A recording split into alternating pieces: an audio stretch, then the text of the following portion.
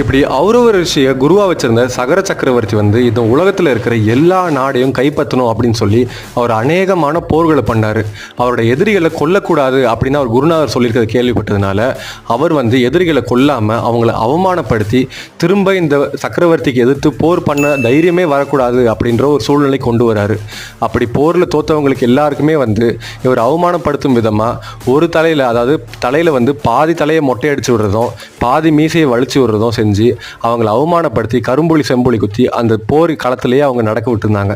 இப்படி இந்த அவமானத்தை தாங்க முடியாத எதிரிகள் எல்லாருமே போய் வெளியே சொல்கிறாங்க, அந்த சக்கரவர்த்தி கிட்ட மட்டும் போய் போர் பண்ணிடாதீங்க, அவர் உங்களை கொல்ல மாட்டார், ஆனால் சாவுக்கு நிகரான அவமானத்தை கொடுப்பாரு, அதனால அவர்கிட்ட நீங்கள் வச்சுக்காதீங்க, அவர் போருக்கு வராருன்னா தயவு செஞ்சு அடிபணிஞ்சு உங்கள் நாட்டை அவர்கிட்ட கொடுத்துருங்க அப்படின்னு சொல்லி அவங்க ஊரில் போய் எல்லாருக்கிட்டையும் சொல்ல ஆரம்பிக்கிறாங்க.